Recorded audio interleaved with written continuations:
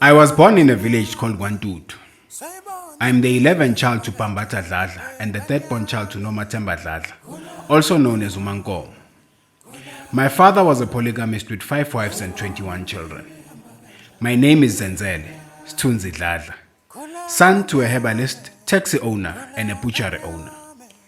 My mom told me that by the time she found out my dad had other wives, it was too late and she already had 2 children with him.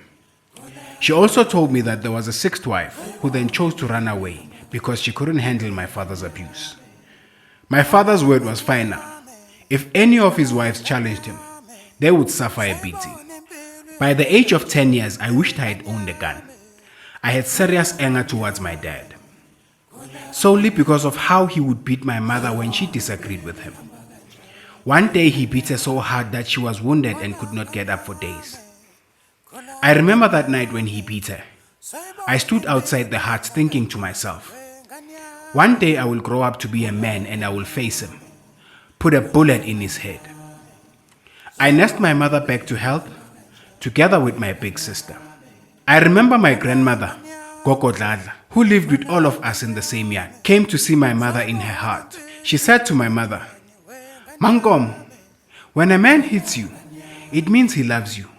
All you need to do is humble yourself.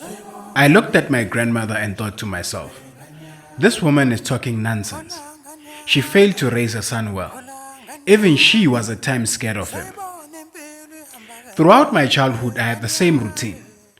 I would wake up very early in the morning and go to Gogo Dladla's hut, where we would gather as the 21 children for breakfast. Gogo made the best soft porridge. After that, we would then go to school and some went to work with Baba in the taxi business. We had a bond as the children of the same man, which later our mothers would try to break after his death. What is my take on polygamy as a child that grew up in it? Well, when a man is alive, he is able to keep his house in order, simply because most of the time his word is final.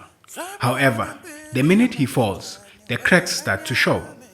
Nkiya Nkiya Nyogyang Bone is an ancient Zulu song which was sung in the olden days when 2 brothers were found in a physical confrontation, normally over who will take over as king despite the last will and testimony of the father. When a man falls, the women now make it obvious as to how they feel about each other. Then you will start to see the family divided into small groups that do not get along. This was something I witnessed when my father died, but we will get into that part. Growing up in a polygamous situation could be difficult. I mean, I had a father, but I never had a father. His attention was always divided amongst 21 children and 5 wives. The man could never give equal attention even if he tried. And at some point I felt like he loved us differently and unequally as his children.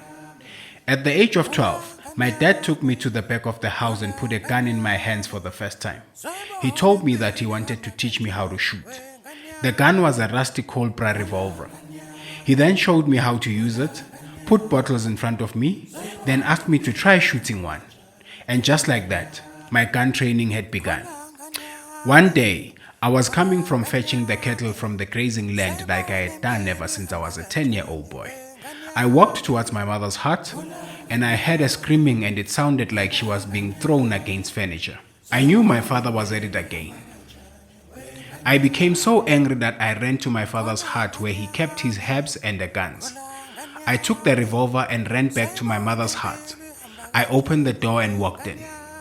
My mother was lying on the floor next to the bed with her hands covering her face. She was bleeding and crying.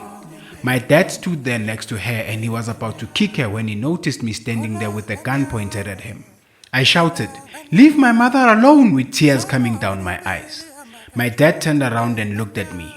He then walked to the lit candle on my mother's table, lit a cigarette with it. "My boy, you better shoot because if you don't, I will kill you," he said.